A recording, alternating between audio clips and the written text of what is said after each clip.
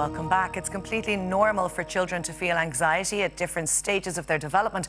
But what happens when these anxieties begin to take over their lives and affect their overall happiness? Well, clinical psychologist Dr. Malie Coyne has released a book which deals with helping your child through these difficult times, and she's here this morning. Good morning to you. Good morning. And I suppose when you started writing this, 2 years ago now, when you were looking at a release date, Yeah. I doubt you thought, oh my God, because so many of us are talking about anxiety in children because of COVID-19.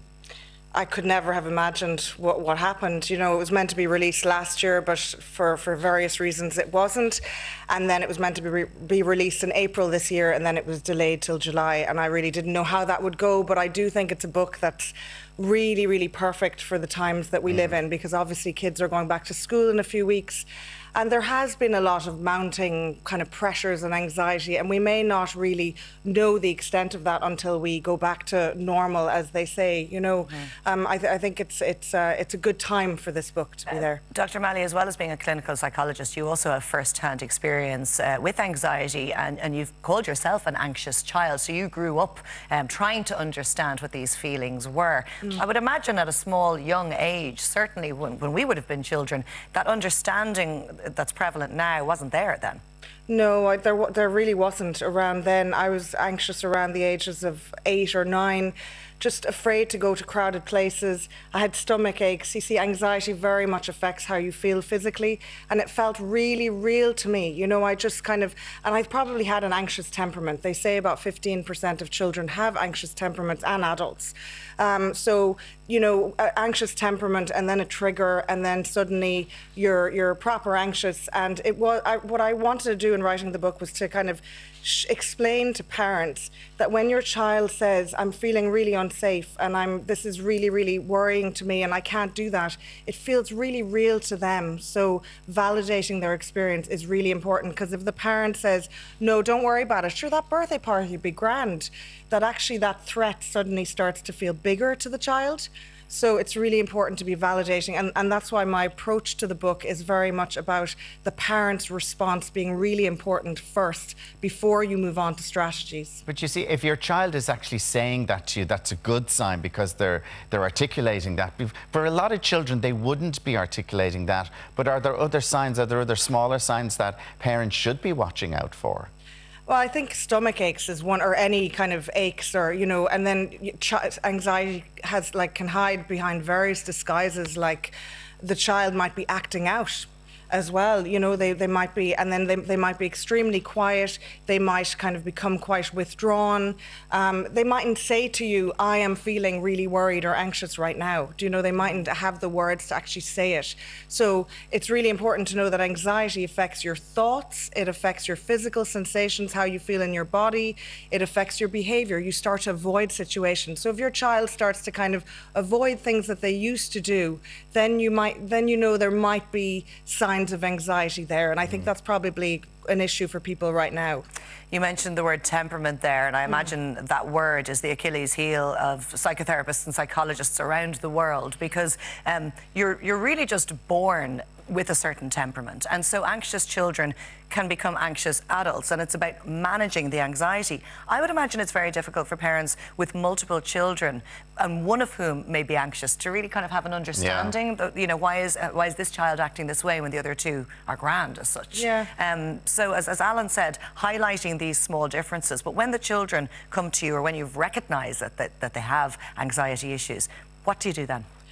Well, in my book, I talk about a safe approach. So S is for, so it's really important for the child to feel safe in their bodies before you can move on to trying to reason with them. That's just the way the brain processes information. So the S is for self-care. It's about the parent kind of turning into themselves and thinking, how do I feel in this moment? Because very often an anxious child can also have an anxious parent. Whether the parent was anxious to begin with or has become anxious as a result of the child being anxious, anxiety is contagious, but so is calm. So it's really important for the parent to feel calm within themselves. And I kind of bring parents on a journey in the book about how they might do that and how they might reflect on how their feelings were met when they were younger. And then the A is for anchoring. I've got some really good strategies on, like, say if a child is really, really anxious in a moment and very panicked, there's, you know, that's the surge of adrenaline. So what you want to do is reduce that adrenaline. So you might shake on purpose, or you might do this butterfly hug where you actually like tap yourself on the shoulders like that, or else you might do a dragon breath where you put your arms like that and then you breathe out and breathe in and breathe out again. So there's lots of little things. And then the F is for feeling felt, helping them to feel connected, unpacking their worry. So you're worried about the birthday party on Saturday. What part of it? Or you're worried about school. What aspect of going back are you most worried about? So really unpacking, validating. And then the E is for empowerment, which is all to do with, I have kind of sections there on cognitive behavioral therapy for the older child, playful techniques, because play is the opposite of anxiety. When you're playful, you're not anxious. Play loosens fear, and kindfulness and mindfulness. So there's like, and then experts that speak to me on all of those bits. So I think anxiety plus compassion equals resilience. And I really think the last few months, you know, for parents being there with their children, you know, by their side, you know, would have built a good bit of resilience in children at the same time. It hasn't all been bad, I don't think. For a small portion of children around the country, or children with additional needs, vulnerable children, the anxiety issues may be too big for parents to be able to help with. And I suppose the OCD would come in under anxiety disorders, trichotillomania, things like that. Is it at that point that you need to seek medical assistance? Help? I think it depends on how much it impacts on the child. Is it really restricting their enjoyment of situations? There are a lot of children out there at the moment who are afraid of, you know, touching things, or they've caught on to the anxiety of the whole world, really, when you think of it, of cleaning their hands and not touching certain things. And I think what you do there is you really validate your child, but then you try to externalize it and say, let's give worry a name. Let's draw the worry. Let's draw him as a monster. You name him. And then you explain to your child, it's called psychoeducation in psychology, you explain to your child that monster is making you think certain things, it's making your belly get really tense, and you know, you can fight that monster. What can we do to fight that monster? And then for say kids that are afraid of going to school in a few weeks' time, you can have like a little sensory box of soothing activities, so things that they can touch on their way to school, like a stress ball or nice fluffy things, or something that really kind of that they enjoy. So you're trying to externalize it, you're trying to distract a little bit, but also like that's always after validating where they're at.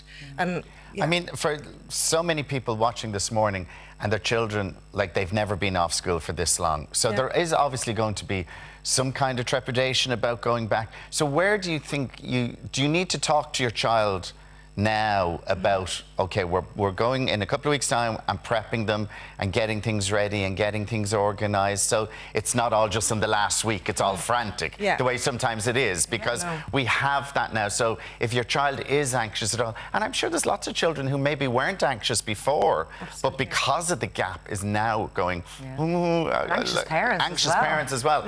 So would a longer lead-in time be better, and just like gradually start talking about it, and maybe sort of saying, okay, we look for some clothes, or we look for uniforms? I think gradually now. I mean, we're still in July, so I think kind of making mention of the fact that the government have made an announcement yesterday about, they know we're going back. Yeah, we know we're going back, and that these are the few things that they're going to do, and just kind of explaining that to your child in an age-appropriate way.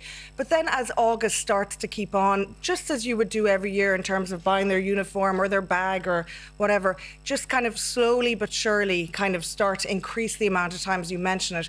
There is going to be a lot of separation anxiety. Kids have been with their parents for 6 months. I know it's been really difficult in a lot of households. I mean, we've all been working, homeschooling, doing all of that. But that security is there too. Security has really been there for them. They've been facing a threat with you by their side. So I think for a child who maybe has separation anxiety, to really kind of, you know, in the weeks leading up, to kind of mention it a little bit more. And you can have that soothing box of activities. You can use those anchoring techniques that I mentioned as well in the book, and the practicalities of going to the school and seeing it again, or having a play date with somebody who's going to be in their class. Really practical things you can do for them. Dr. Malie Coyne, thank you so much for joining us today. Thank you very much. Appreciate all those tips. Now, time for the latest news from the Virgin Media News Hub. Here's Geraldine Lina.